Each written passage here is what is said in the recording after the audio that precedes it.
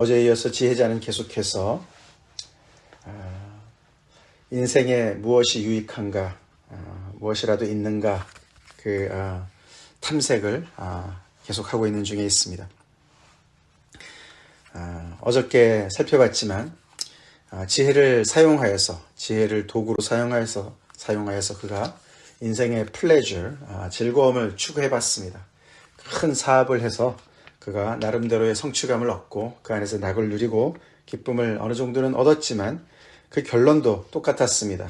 모든 것이 다 헛되어 바람을 잡는 것이고 해 아래 무익한 것이다 라고 그렇게 결론을 내렸는데, 오늘 그는 다시 지혜 자체에 대해서 다시 이렇게 초점을 맞춰서 설명을 더 이렇게 탐색을 해보고 있습니다. 특별히 오늘 보면은 12절에 내가 돌이켜 지혜와 망령됨과 어리석음을 보았나니, 세상에 지혜 있는 자도 있고 망령된 자도 있고 어리석은 자도 있다. 세상에 각양각색의 많은 사람들이 섞여 있다. 이렇게도 볼 수가 있겠습니다. 지혜도 있지만 지혜만 있는 것이 아니죠. 그 안에 정말 어리석음도 있고 망령된 것도 있습니다. 자, 그래서 그 안에 여러 가지 것들을 함께 이렇게 살펴볼 때에 상대적으로 지혜가 훨씬 더 뛰어나다. 거기 13절에 지혜가 우매보다 뛰어남이 빛이 어둠보다 뛰어남 같도다. 그렇게 이야기를 하죠. 그래서 지혜가 망령됨보다 어리석음보다 훨씬 더 뛰어나다. 또는 지혜를 가진 자가 망령된 자보다 어리석은 자보다 더 뛰어나다. 뛰어나다는 말이 이트론이에요. 유익이 있다. 더 낫다. 그런 뜻입니다. 그래서 상대적으로 상대 평가를 해볼 때 지혜가 더 뛰어난 것을 봅니다. 그렇지만 그렇다고 지혜가 절대적으로 정말 그렇다고 유익한가 따져볼 때 그렇지 않다라고 결론을 내리죠. 왜냐하면 지혜가 있는 자라도 당하는 일이 모두 같습니다. 그렇죠? 여기 당하는 일이라는 것은 예기치 못한 일. 그래서 여기 오늘 매일 성경도 그렇게 해설이 달려져 있죠. 예기치 않게 겪게 되는 어떤 사건이나 사고 또는 운명과 같은 일을 뜻한다. 그렇게 나와 있습니다. 지혜가 있다고 병이 안 걸립니까? 지혜가 있다고 재난에 물론 조금은 덜하겠죠. 그렇죠? 상대적으로 좀 덜하겠지만 그러나 당하는 일이 일반이다. 모두 같다. 그래서 이 지혜자와 우매자가 결국은 똑같은 것을 당하기 때문에 절대적으로 봤을 때 유익이 없다라고 또 평가를 합니다. 당하는 일이 모두 같고 또 결국은 잊어버린 바 되기 때문에 다 똑같이 일반적으로 다 이 기억함을 받지 못하기 때문에 그것 또한 또 일반이 될 것이고, 결국엔 더 나아가서는 죽음이 또 똑같이 오기 때문에 지혜자에게나 망령된 자에게나 어리석은 자에게나 다 똑같이 오기 때문에 일반이기 때문에 죽음이 일반이기 때문에 그것도 또한 더 나은 뛰어남이 있다고 볼 수가 없다. 지혜자가 상대적인 우위는 있을지 몰라도 절대적으로는 나은 것이 없다라고 결론을 내립니다. 참 그러면서 보통 우리가 일상에 살면서는 이렇게 참 던지기가 어려운, 그렇죠? 이런 질문을 별로 하지 않지 않습니까? 그런데 이 지혜자의 그런 질문을 따라서 가만히 생각해 보니 정말 그렇지 않습니까? 그렇죠? 정말 지혜가 망령됨과 어리석음과 비교해 볼 때 지혜가 훨씬 뛰어난데도 결국 나중에 끝을 보니까 어떤 절대적인 잣대로 보니까 죽음이라는 어떤 그런 절대적인 잣대나 또 이렇게 예기치 않게 당하는 모든 일들, 이런 것들을 다 봤을 때 지혜가 나은 게 없구나 라고 결론을 내리게 되는 것이죠. 그래서 결국 17절에 보면은 그 결론이 처참합니다. 이러므로 내가 사는 것을 미워하였다. 삶 자체를 혐오하는 것. 그렇게 결론을 내립니다. 그러면서 해 아래에서 하는 일이 다 내게 괴로운 뿐이다. 괴롭다. 모두 다 헛되어 바람을 자르는 것이 거기 때문에 내가 사는 것 자체가 괴롭다. 사는 것 자체를 내가 미워한다. 이렇게 결론을 내립니다.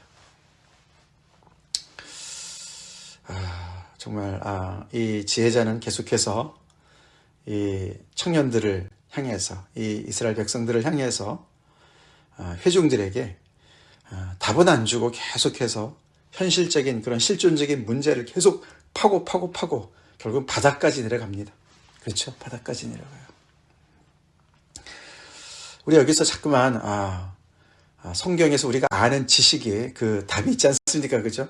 그 답을 가지고 자꾸만 여기다 이렇게 먼저 얘기를 하지 말아야 돼요. 예? 우리 이 사람의, 이 지혜자의 이런 질문을 따라서 우리가 끝까지 우리도 같이 고민해 봅시다. 먼저 고민해 봅시다.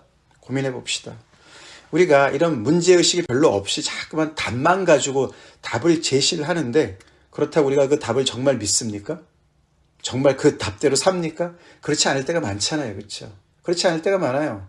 우리가 답을 가지고 있으면서도 그 답은 옆에다 놓고 계속 이 사람이 고민하고 있는 것들을 막연하게 고민하면서 우리는 잘못 살아갈 때가 참 많이 있습니다.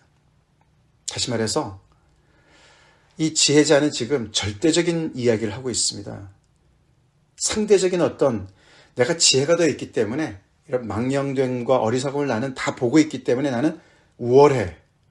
그래서 그것 때문에 교만하고 오만하고, 그래서 나는 괜찮아. 상대적인 만족감에 젖어 살지 않습니다. 근데 우리는 얼마나 많은 경우에 그렇게 살고 있습니까? 그렇죠? 우리는 굉장히 사람들을 비교하면서 살아갈 때가 얼마나 많이 있습니까? 예수를 믿는다고 하면서도. 그렇기 때문에 우리가 이 사람의 이런 지혜자의 이런 이야기를요, 믿음 없는 것으로 치부해서는 절대로 안 됩니다. 절대로 안 돼요. 이 지혜자의 이런 질문을 우리는 끝까지 따라가 봐야 돼요. 우리도 같이 고민해 봐야 됩니다. 아멘이시죠? 고민해 봐야 돼요. 우리가 평소에 그런 고민 없이 자꾸만 예수님을, 복음을 자꾸만 우리가 둘러대고 말이죠. 믿는다고 얘기를 하고, 그렇게 하면서도 우리가 그렇게 삶의 정말 복음의 능력을 우리가 정말 얼마나 평가절하하고 삽니까? 그러니까 섣부르게 자꾸만 우리가 성경의 답을 가지고 얘기해서는 안 돼요. 지금 답안지를 가지고 공부를 해서는 안 된다는 것이에요. 이 말이 얼마나 맞습니까? 그렇죠? 정말 그래서 인생은 괴로운 것이에요. 괴로워요. 괴롭습니다. 예수를 믿어도 괴롭지 않습니까? 근데 사실 어떻게 보면 뒤집어 보면요, 어떻게 보면 오늘 이 지혜자의 이런 말들이 위로가 되지 않습니까? 괴로운 게 나만 괴로운 게 아니구나. 인생이 정말 모두가 괴롭구나. 허무한 것이 나만 허무하다고 생각하는 게 아니구나. 모두가 다 그렇게 생각하는구나. 내가 뭐가 없어서 괴로운 게 아니구나. 내가 뭘 모자라서, 뭘 갖지 못해서 괴로운 게 아니구나. 그런 생각이 들지 않습니까? 그렇죠? 우리는 자꾸만 그렇게 생각을 해요. 예수를 믿어도, 복음을 믿어도 내가 돈이 좀 없어서, 내가 좀 지혜가 부족해서, 내가 뭘 못해서 내가 괴롭다고 생각할 때가 얼마나 많이 있습니까? 그래서 우리는 하나님 앞에 이 복음을 앞세워가지고 하나님 앞에 계속 부르짖습니다. 하나님, 이거 주세요. 이거 주시면 제가 행복할 것 같습니다. 이거 주시면 제가 좀 더 정말 인생이 좀 꽉 찰 것 같습니다. 만족할 것 같습니다. 그런 착각하지 않습니까? 그래서 우리는 복음을 상대화시킵니다. 예수의 그 보혈을 우리는 상대화시킵니다. 예수의 복음을 가지고 우리는 상대적인 우위를 점하기 위해서 복음을 사용할 때가 얼마나 많이 있습니까? 복음은 그런 것이 아닙니다. 그렇죠? 그런 것이 아니에요. 다른 사람보다 좀 나은 인생을 좀 살도록, 다른 사람에 비해서 내가 조금 더 성공한 인생을 갖도록, 그러려고 예수님이 돌아가신 게 아니라는 거예요. 내가 뭐가 부족해서, 내가 뭐가 없어서 내가 괴롭고 허무한 것이 아니라 인생 자체가 그렇다는 거예요. 아멘이시죠? 인생 자체가 그렇다는 거예요. 그래서 나만 괴로운 게 아니에요. 빌 게이츠도 괴롭고 다 괴로운 거예요. 권세를 잡은 모든 대통령도 다 괴롭고 다 괴로운 거예요. 잘 몰라서 그렇지. 똑똑하지 않아서 그걸 몰라서 그렇지요. 이 정말 똑똑한 지혜로운 이 지혜자가 정말 면밀히 분석해 본 결과 그것은 인생이 가지고 있는 짐이에요. 짐이에요. 그렇습니다. 그래서 이것은 오히려 위로가 돼요. 나도 인간이기 때문에 인간이 겪는 그 그것을 내가 고통을, 그 짐을, 문제를 내가 안고 있구나. 그것을 우리가 받아들일 수 있어야 돼요. 마치 우리가 로마서 3장에, 그쵸? 3장 22절 끝부분에 차별이 없느니라 모든 사람이 죄를 범하였음에, 모든 사람이 죄를 범한 것이 차별이 없다는 거예요. 너나 나나 할 것 없이, 지혜자나 망령된 자나 어리석은 자나 다 할 것 없이 모두가 죽음을 맞이하듯이 할 것 없이 모두가 차별 없이 다 죄를 범해서 그렇구나. 인간의 본질적인 실존적인 문제를 이 지금 지혜자가 얘기하고 있습니다. 우리 이거 확실하게 합시다. 그래야만 우리는 복음의 파워를 정말 우리가 알 수가 있어요. 우리 평소엔 그런 생각 안 하고 산다 하더라도 이 전도서를 우리가 묵상하면서 우리 그런 생각을 좀 더 정리해 봅시다. 그래야만 우리는 상대적인 우월감이나 열등감, 상대적인 만족감이나 그런 부족감, 허무감, 이런 것으로부터 벗어날 수가 있어요. 벗어날 수가 있습니다.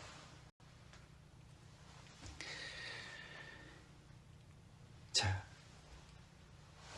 그런 것을 이 지혜자가 분석을 해놓은 그 데이터를 가지고 내 자신의 삶과 연결해 볼 때, 결국 내 문제는 인간의 문제고, 인간의 문제는 무엇을 소유했다고 해결되는 문제가 아니구나. 그것을 우리는 정말 뼈저리게 깨달아야 됩니다. 인간의 문제는 소유의 문제가 아니고 뭐의 문제입니까? 관계의 문제입니다. 절대자, 창조주 하나님과의 관계의 문제죠. 관계의 문제예요. 이 문제는 관계의 문제가 풀려야만 해결되는 문제라는 것이에요. 근데 우리는 얼마나 많은 인생에서 많은 시간을 우리는 다른 사람들을 부러워하고 다른 사람들이 갖고 있는, 어제도 우리가 봤지만서도 이 지혜자가 솔로몬과 같은 그런 엄청난 모든 것을 다 갖춘 사람이 큰 프로젝트를 해서 정말 대단한 인생의 업적을 남겼는데요. 우리는 그런 걸 한 귀퉁이라도 해보고 싶어하는, 예수님 믿고도 그 한 귀퉁이라도 해보고 싶어하는, 그러면 만족할 것 같은, 그러면 행복할 것 같은 그런 우리가 생각을 할 때가 얼마나 많이 있습니까? 그래서 결국 이 복음을 가지고 우리는 세상에서 상대적으로 다른 사람보다도 더 행복해보고 싶은, 그렇게 복음을 쓸 때가 얼마나 많이 있습니까? 그렇게 어리석게 우리가 살 때가 얼마나 많이 있습니까? 근데 그게 아니죠. 아닙니다. 우리 인생의 문제는 관계의 문제입니다. 죄의 문제입니다. 죄는 관계의 문제예요. 하나님과의 관계가 틀어진 그 문제 때문인 것이죠. 그래서 사람들이 하나님의 영광에 이르지 못한 것이죠. 하나님과의 관계가 끊어졌기 때문에.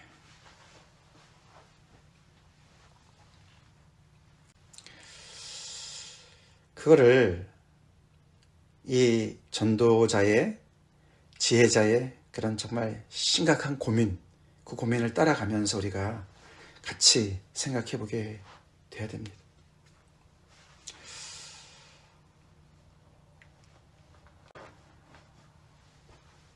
그래서 우리가 신약에서 우리가 늘 접하는 그런 하나님의 말씀, 그 말씀이요, 얼마나 엄청난 얘기인지 몰라요. 그렇죠? 엄청난 얘기인지 모릅니다. 조금 전에 읽어드린 로마서 3장 23절 그 뒷부분에도, 그렇죠?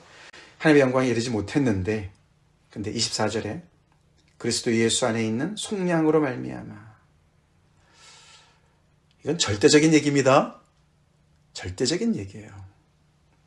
인간의 괴로움의 문제, 허무의 문제를 다루는 문제라는 거예요. 다루는 해결책이라는 거예요.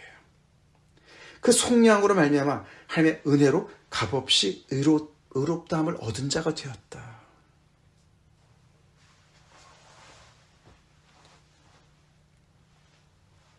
속량도, 하나님의 은혜도, 의롭다 하심도, 인간 그 안에서는, 그 정말 다양한 사람들이 살고 있는 그 안에서는 전혀 해결할 수 없었던, 최고의 지혜자도 해결할 수 없었던, 이 지혜만 있으면 뭘 합니까? 그죠? 당하는 일도 해결할 수 없고, 죽음 그 문제도 해결할 수 없고, 잊혀짐을 당하는 것도 해결할 수 없는 그 지혜, 그걸 가지고 아무리 많은 것을 쌓아도 해결을 해도 못을 업적을 남겨도 무슨 소용이 있냐 이겁니다. 그래서 이 지혜자는 이 정말 전도양양한, 특별히 이 젊은이들 향해서 그들의 그런 인생에 대한 착각들, 환상들, 그 정말 철저하게 부수는 일을 하고 있는 것이죠. 우리 그만큼 철저하게 고민하고 예수님을 안 믿었어도, 우리 예수님 다 믿는 사람들입니다. 아멘. 복음을 받아들이는 사람들이에요. 근데 우리가 복음을 받아들여서 정말 이렇게 인생의 해답을 먼저 우리가 들은 사람들인데, 우리가 살면서 자꾸만 이렇게 계속해서 제가 말씀을 드리지만 문제의식이 부족하다 보니, 우리의 지혜가 부족하다 보니 예수님을 믿으면서도 이런 이 사람이 고민하고 있는 그런 고민들을 우리가 할 때가 많이 있고, 거기서 착각으로 우리가 살 때가 많이 있는데, 그런 것을 우리가 잘 되짚어 보면서 우리가 믿는 이 믿음, 예수 그리스도의 복음, 이것이 얼마나 놀라운 것인지 제삼 깨달읍시다. 와, 그렇구나. 내 인생의 문제가, 예수님을 믿어도 안 되는 이 문제가 뭐가 부족해서가 아니고, 뭐가 없어서가 아니고, 내가 이 복음을 잘 몰라서 이러는 거구나. 그쵸? 복음을 아직 내가 잘 모르는구나. 이 복음의 파워를 잘 모르는구나. 하나님의 은혜를 잘 모르는구나. 그래서 이 전도서가 참 은혜가 되지 않습니까? 위로가 되지 않습니까? 그렇습니다. 인생을 미워하였다. 내가 사는 것을 미워하였다. 복음을 모르는 사람들이요, 복음을 잘못 오해한 사람들이요, 이렇게 세상에 지혜를 가지고 있는 사람들 중에 인생을 혐오하면서 사는 사람들이 많이 있습니다. 그렇죠? 있어요. 우리가 복음을 잘못 살기 때문에 그 사람들이 복음 안 해도 예수 믿는 것도 아무 소용이 없나 보다 그러고 계속 인생을 미워하면서 죽지 못해 사는 사람들이 있을 거라는 거예요. 우리 복음을 더 깨닫고 그 복음을 제대로 우리가 능력을 알아서 그렇게 소망 없이 인생에 좌절하고 살아가는 사람들에게 복음을 제대로 제시하는 은혜가 있도록 우리 기도합시다. 우리 스스로도